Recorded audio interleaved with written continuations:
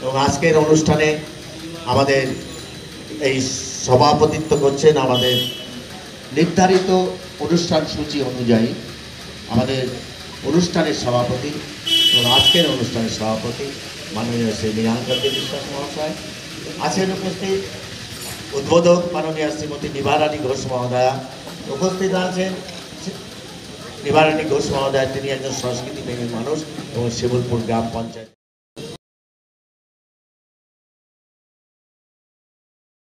এবং আমাদের তরফ থেকে তার সাথে একটু মিষ্টি মুখের মিষ্টি বিতরণ করে তাকে প্রদান করে আমরা ধন্য হব।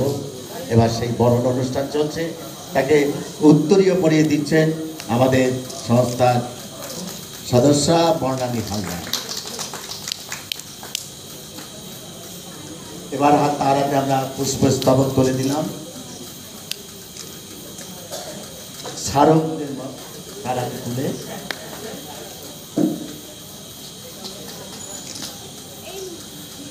এবং তার সঙ্গে যাতে আমাদের মিষ্টি সম্পর্কটা আরো মধুর হয়, আরো দীর্ঘস্থায়ী হয়, সেজন্য আমাদের তরফ থেকে একটু ছোট্ট মিষ্টি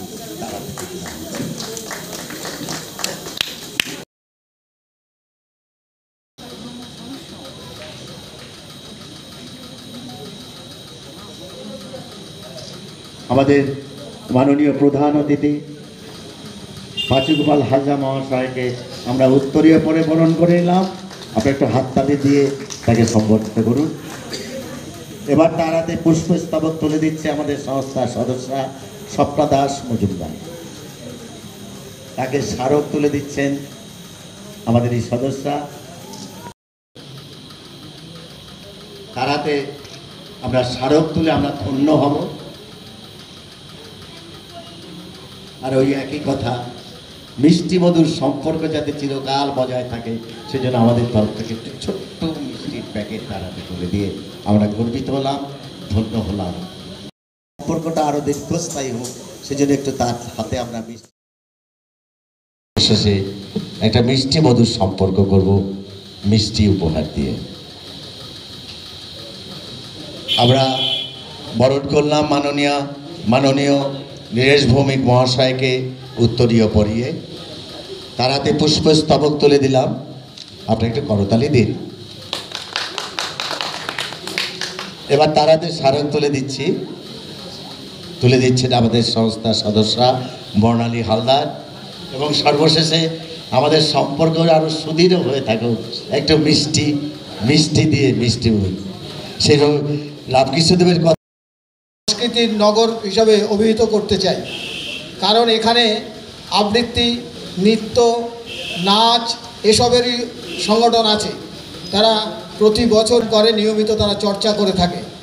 আর অনুরঞ্জন নাটক ছাড়া অন্যান্য অনুষ্ঠানও করে। এবং বাংলা নববর্ষের দিন ওদের সংগঠনের যে সংস্থার প্রাঙ্গণ সেখানে তারা বাংলা নববর্ষ বরণ উৎসব করেছিল। আমরা গিয়েছিলাম, এখানে পাচুদা আছেন, তিনিও ছিলেন, তপনবাবু ছিলেন। তা বিভিন্ন ধরনের এই সাংস্কৃতিক কর্মকাণ্ড তারা করে চলে, সারা বছরই করে। তাদের ওয়ার্কশপ, নাটকের কর্মশালা, সেমিনার এগুলোও করে। আমি সাংবাদিক হিসাবে খবর পাই, যাই এবং সেগুলো খবরও করি। এখানে যারা আছেন এই অনুরঞ্জনের যারা কুশীলব, তারা এই মনোযোগ দিয়ে তারা এটা করে। আমি দেখেছি তাদের একটা ঘরও আছে, রিহার্সালের ঘর, মহলা কক্ষ, সেখানে 12 মাসই বিভিন্ন ধরনের অনুষ্ঠান হয়। তা আমাদের বাংলার যে সুস্থ সংস্কৃতি সেটাকে ধরে রাখতে গেলে তার চর্চা, তার প্রসারের জন্য এই ধরনের সংগঠনগুলো কাজ করে চলেছে। কারণ আমাদের বাংলার সংস্কৃতি অনেক মূল্যবান। মাননীয় শ্রী নিভা ঘোষ মহাশয়া এবং সাংবাদিক পাচুগোপাল হাজরা, আরেকজন সাংবাদিক নীরেশ ভৌমিক দাদার উপস্থিতিতে একটু দেরি হয়, তারপরে যদিও তিনি এসছেন আমরা খুব সন্তুষ্ট। আর উপস্থিত আছেন আমাদের এই গ্রামের উপপ্রধান রমন দে। অর্থাৎ তাদের উদ্দেশ্যে আমি বলি,